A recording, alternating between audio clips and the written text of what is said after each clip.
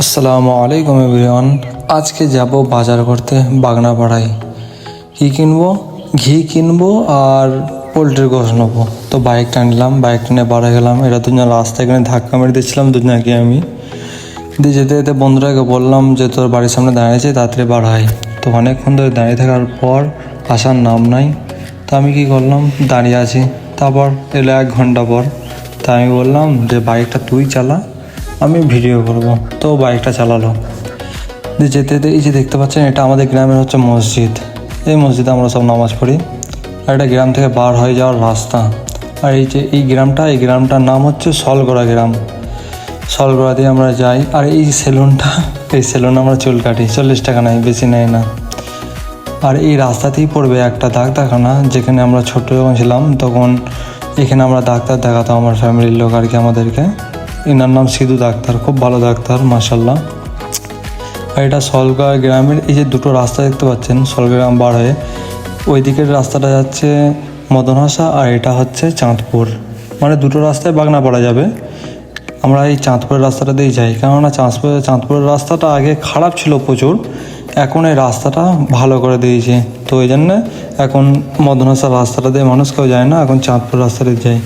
ওই যে ওই রাস্তাটা দেখতে পাচ্ছেন, ওই রাস্তাটা দিয়ে এই মানে মদনহাসা দিয়ে ওই রাস্তাটা আসছে আর কি। আর এটা হচ্ছে পঞ্চায়েত এই বাগনাপাড়া এলাকার। আমরা ইতিমধ্যে বাগনাপাড়া এলাকায় ঢুকে পড়েছি। আর এই দুটো রাস্তা দেখতে পাচ্ছেন, এই রাস্তাটা বাজারের দিকেই যাচ্ছে ওইদিকেও, আর এটা যাবে এদিকে স্কুল পড়বে, মার্কেট পড়বে, সব এদিকেই পড়বে। এদিক দিয়ে কালনা যাওয়া যায় আর কি। এটা স্কুল বাগানাপাড়ার, এটা বয়েজ স্কুল। আর সামনে একটা স্কুল পড়বে, ওটা গার্লস স্কুল। অনেক দিন ধরে ভাবছিলাম যে এটা ব্লগে নেবো, এই পুরো এলাকাটা নেওয়া হচ্ছিল না। আজকে টাইম পেলাম, তাই ভাবলাম ব্লগের মধ্যে ক্যাপচার করিয়ে নিই। ফালতু যাচ্ছি তো একটু ভিডিও বানিয়ে নেওয়া যাক, তাই না? আর এটা আমাদের বাগনাপাড়ার, এটা মার্কেট, রাজা মার্কেট এটার নাম। আর এই যে স্কুলটা দেখতে পাচ্ছেন, এটা গার্লস স্কুল। এখানে সব এলাকার মেয়েরা সব পড়াশোনা করে, শুধু অনলি গার্লস। ওই যে সামনে দেখতে পাচ্ছেন, ওই যে রাস্তাটা চলে যাচ্ছে, বাঁ সাইডের রাস্তাটা কালনা যাচ্ছে, আর এদিকেরটা মেমারির দিকে, দেবীপুরের দিকে যাওয়া হয়। আমরা যেতে যেতে এই যে পোলট্রির দোকানটা আছে, এখানে দাঁড়ালাম, কেননা প্রথম পোলট্রির গোশ নেবো, তারপরে ঘি নেবো। তো দাদাকে বললাম, দাদা লেগের দিক থেকে কিন্তু দেবে গোস্ত ওরা, ঠিক আছে?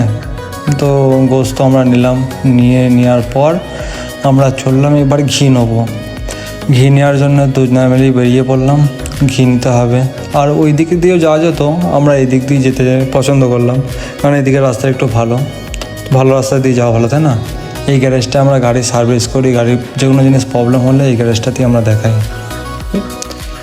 আর এই যে এই রাস্তাটা যাচ্ছে বাগনাপাড়া বাজারের ভেতরের দিকে। এইদিকে মাছ মার্কেট, সবজি মার্কেট সব কিছু এদিকে পাওয়া যায় আর কি।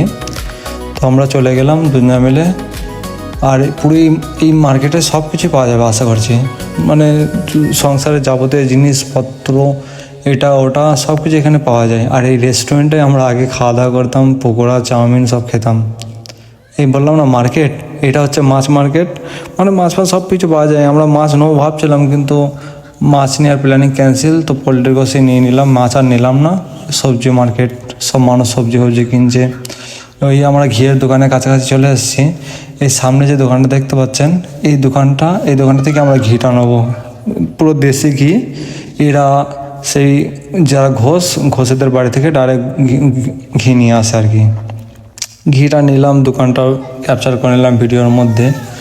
ঘি নিয়ে বন্ধুটা বললো আমি পরে নেবো 1 কেজি ঘি। বন্ধুটা বললো আগে একটুখানি খেয়ে দেখি, তো 100 গ্রাম মতো নিল। তারপর আমরা এই মিষ্টির দোকানে এলাম, ভাবলাম দই খাওয়া যাক, দই খেয়ে দিয়ে বার হব। দই খেয়ে দিয়ে আমরা আবার গ্রামের দিকে রওনা দিলাম। চলো বাড়ি যাওয়া যাক।